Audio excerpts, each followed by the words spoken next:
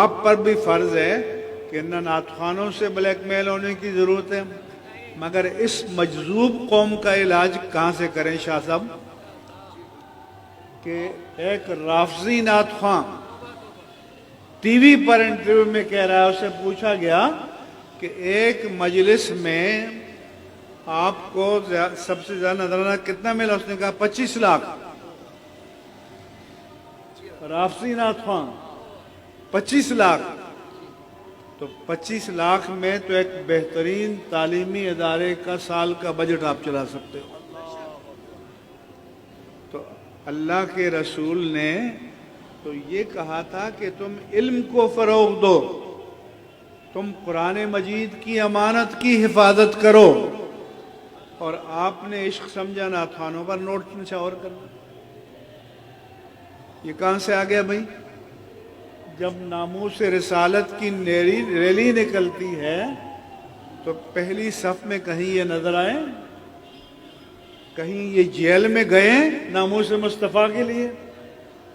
کہیں یہ ناموس مصطفیٰ کے لیے چند گھنٹوں کے لیے حوالات میں گئے؟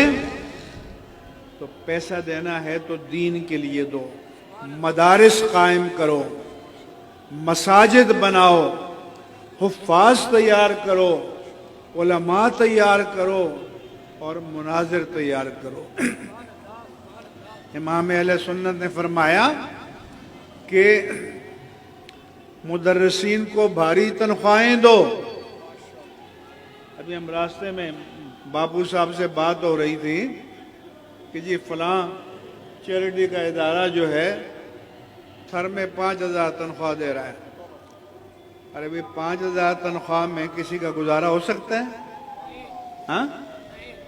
تو نعت خوانوں پر ایک رات میں آپ 1000 لوٹائیں، اور جب پورا مہینہ مسند پر بیٹھ کر اللہ کے کلام کی تفسیر بیان کرے، اللہ کے رسول کی حدیث پڑھائے، اللہ کا دین پڑھائے، اس کو آپ 5,000 اور 10,000 اور 15,000 دو، تو پھر مجھے بتائیں کہ آرٹسٹ پیدا ہوں گے یا علماء پیدا ہوں گے؟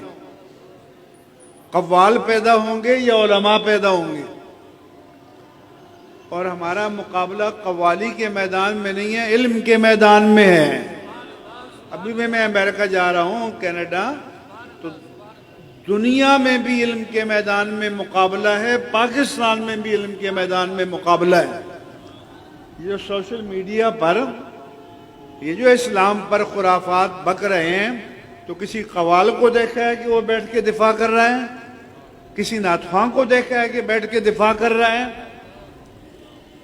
تو آپ کو عقل آنی چاہیے، آپ کو بتانا چاہیے کہ اللہ کے دین کی ترجیحات کیا ہیں۔ دوسروں کے ادارے دیکھو کہ ایکڑوں پر پھیلے ہوئے ہیں، اور یہاں چھوٹے چھوٹے ادارے چلانا مشکل ہو رہے ہیں۔